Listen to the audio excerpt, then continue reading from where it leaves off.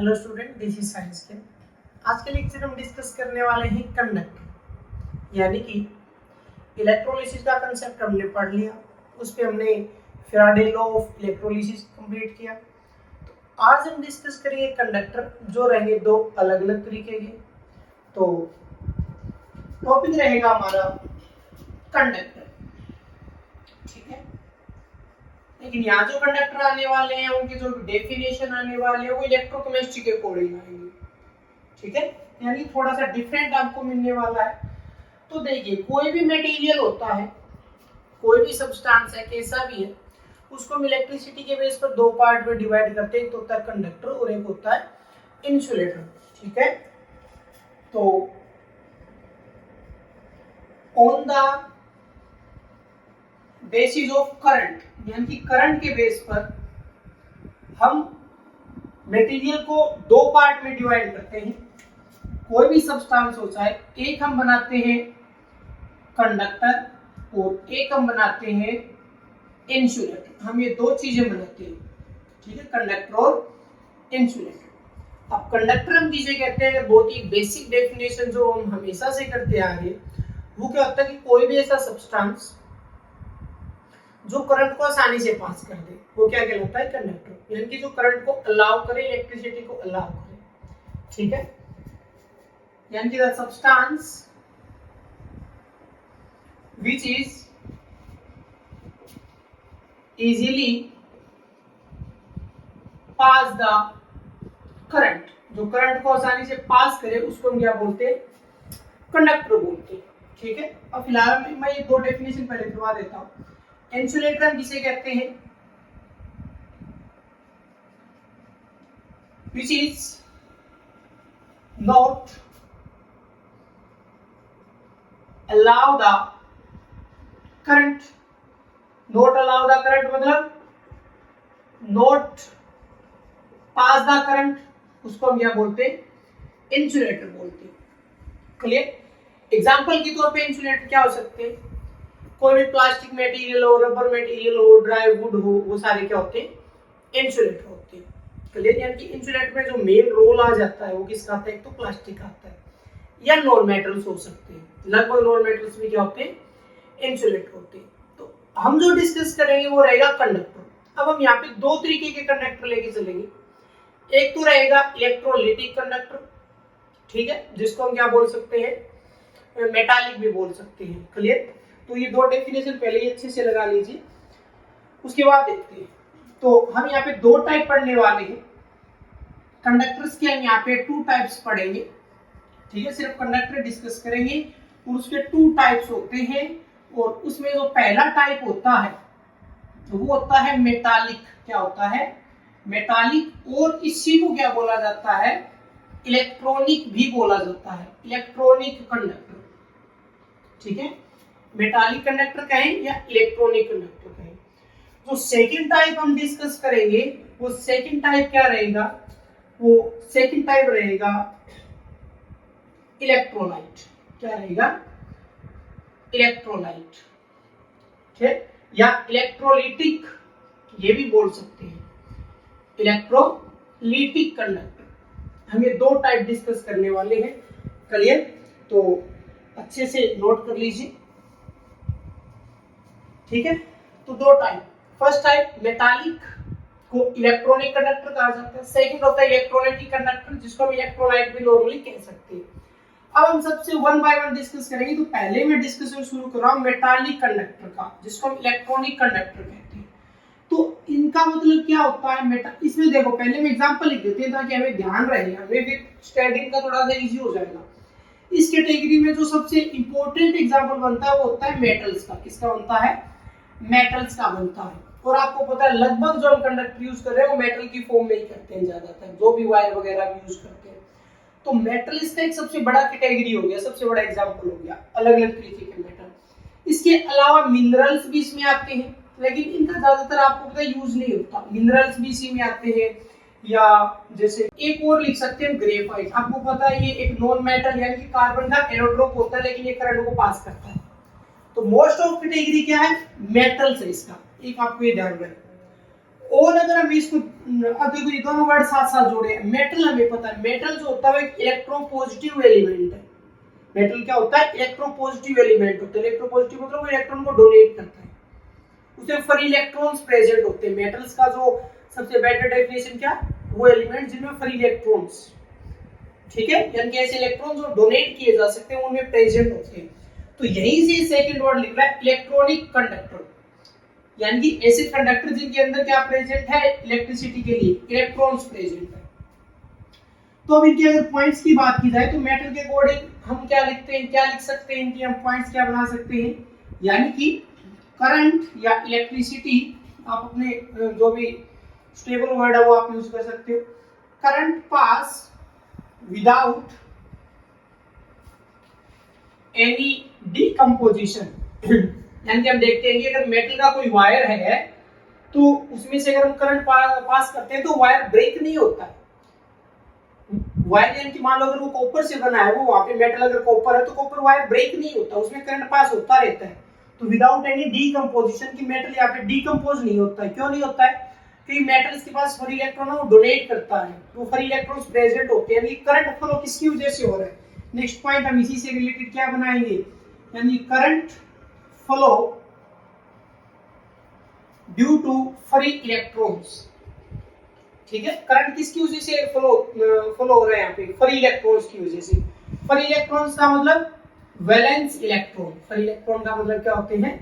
Valence electron की वजह से करंट यहाँ पर फ्लो होता है। क्लियर? अब ये जो कंडक्टर है हमारा, जिसमें मेटल्स, मिनरल, ग्रेफाइट शामिल हो रहा है, तो इसका जो कंडक्टेंस है, कंडक्टेंस मतलब ये कंडक्टर कितना इलेक्ट्रिसिटी पास करेगा। कंडक्टर में तो ये आता है कि वो करंट को पास करता है, लेकिन अब क्वेश्चन मार्क आता है कि कितना करता है, कितना अच्छे से करता है। वहां पे क्या वर्ड हम यूज करते हैं? वहां पे वर्ड यूज किया जाता है कंडक्टेंस, ठीक है। यानी कि जो इसका कंडक्टेंस है वो किस पर डिपेंड करता है, यानी कि conductance depend on nature, nature पर डिपेंड करेगा, क्योंकि सभी मेटल भी एक जैसे नहीं होते, किसी का कंडक्टेंस ज्यादा है, किसी का कम है, ठीक है। तो depend on conductance, conductance depend on nature, और एक हम लिख सकते हैं number of valence electron, number of valence electron पर भी डिपेंड करता है कि वैलेंस इलेक्ट्रॉन कितने प्रेजेंट है, फ्री इलेक्ट्रॉन कितने। क्लियर? अच्छा, एक चीज मेटर का हमें पता है कि अगर आपका मैं अगर टेम्परेचर बढ़ाया, टेम्परेचर के साथ हमें रिलेशन देना है, तो हम लिख सकते हैं कि जो कंडक्टेंस है वो इनवर्सली प्रोपोर्शनल होता है टेम्परेचर के साथ, इनवर्सली प्रोपोर्शनल होता है टेम्परेचर के साथ। इसका मतलब क्या है कि अगर टेम्परेचर ज्यादा है, टेम्परेचर ज्यादा है तो जो कंडक्टेंस है वो क्या हो जाएगा? कम हो जाएगा, करंट कम हो जाएगा। और यानी कि कंडक्टेंस, टेम्परेचर बढ़ रहा है, कंडक्टेंस कम हो रहा है, इसका मतलब नया इन्वॉल्वमेंट किसका आ गया? रेजिस्टेंस का आ गया। वहां पे रेजिस्टेंस का रोल ज्यादा प्ले होगा। कैसे होगा?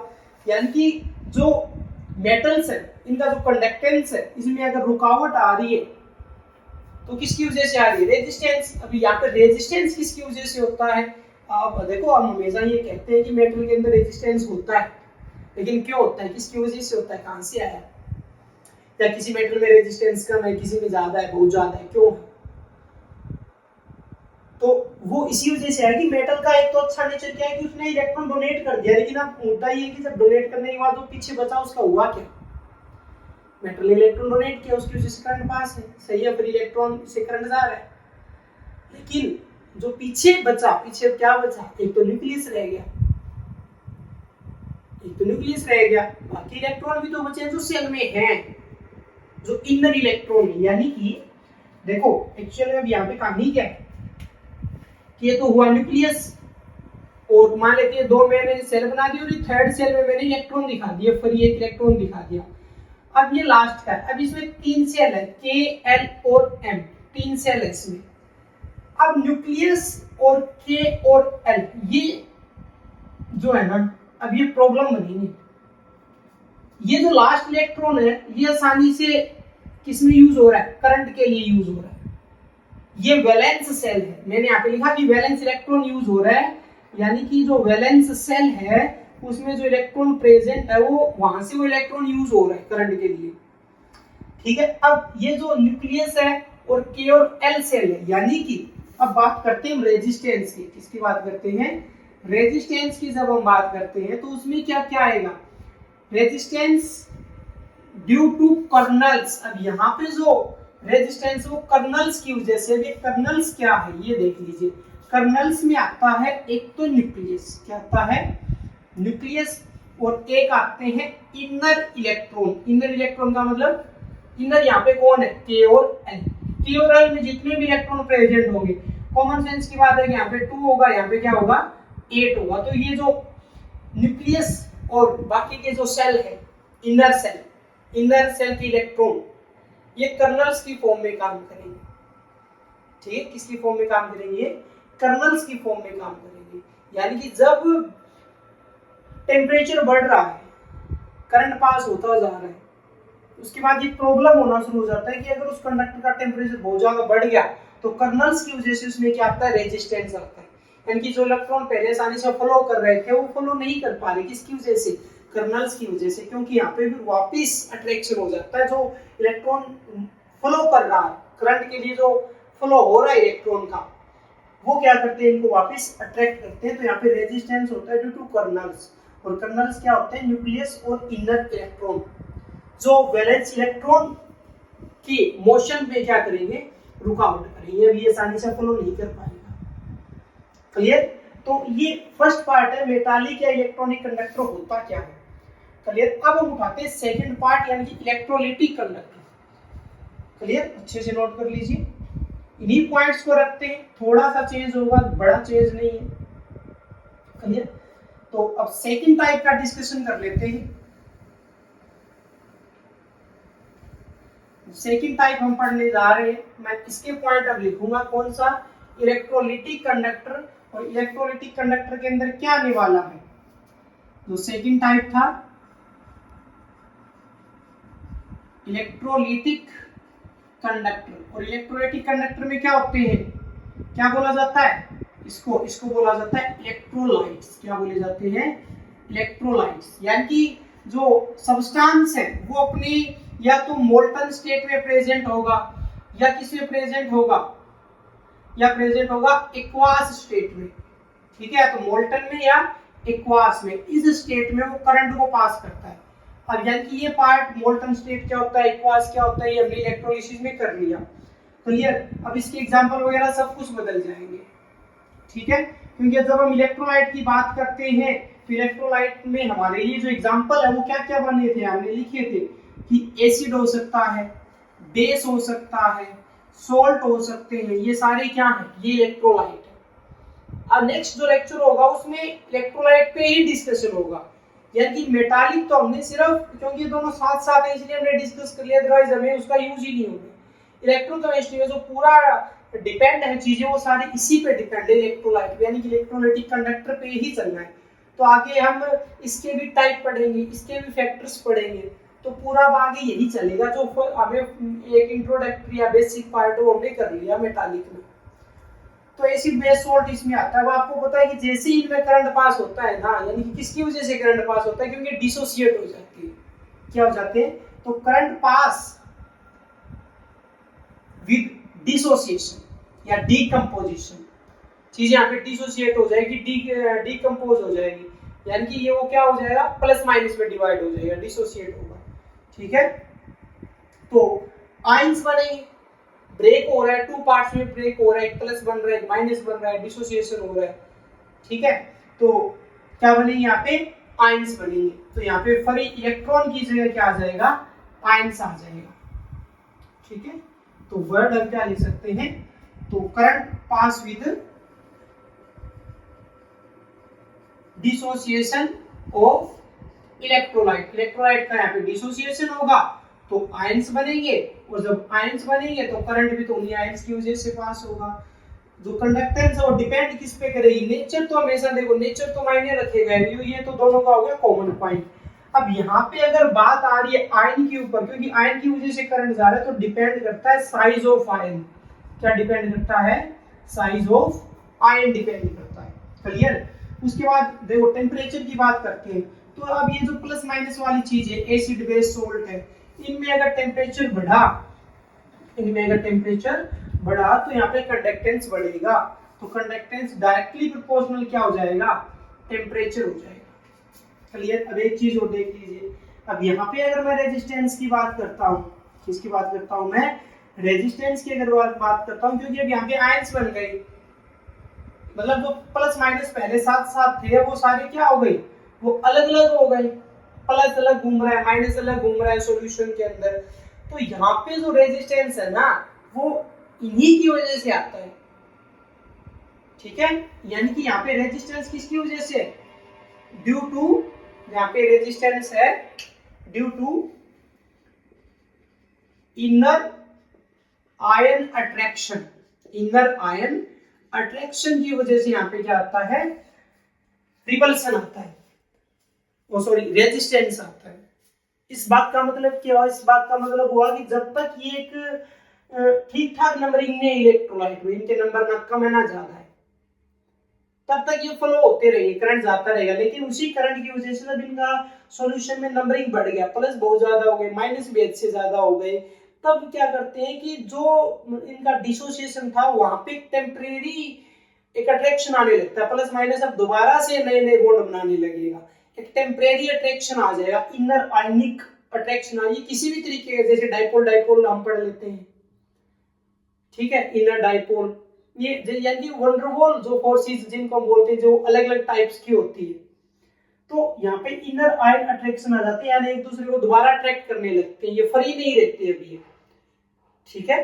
तो इनका डिसोसिएशन ही करंट को पास कर रहा है, और जब डिसोसिएशन हद से ज्यादा हो जाता है तो ये वापस एक दूसरे को अट्रैक्ट करते हैं, और वही क्या बनाता है, रेजिस्टेंस बनाता है, ठीक है। तो ये फर्स्ट पार्ट था, यानी कि कंडक्टर हमने कर लिया। अब जो नेक्स्ट लेक्चर आएगा उसमें हम पढ़ेंगे इलेक्ट्रोलाइट्स के टाइप और उसके फैक्टर्स, कि इलेक्ट्रोलाइट जो है, यानी कि जो इलेक्ट्रोलाइटिक कंडक्टर है वो किस किस टाइप में आता है और उसके फैक्टर्स क्या क्या है। तो मिलते हैं नेक्स्ट लेक्चर में।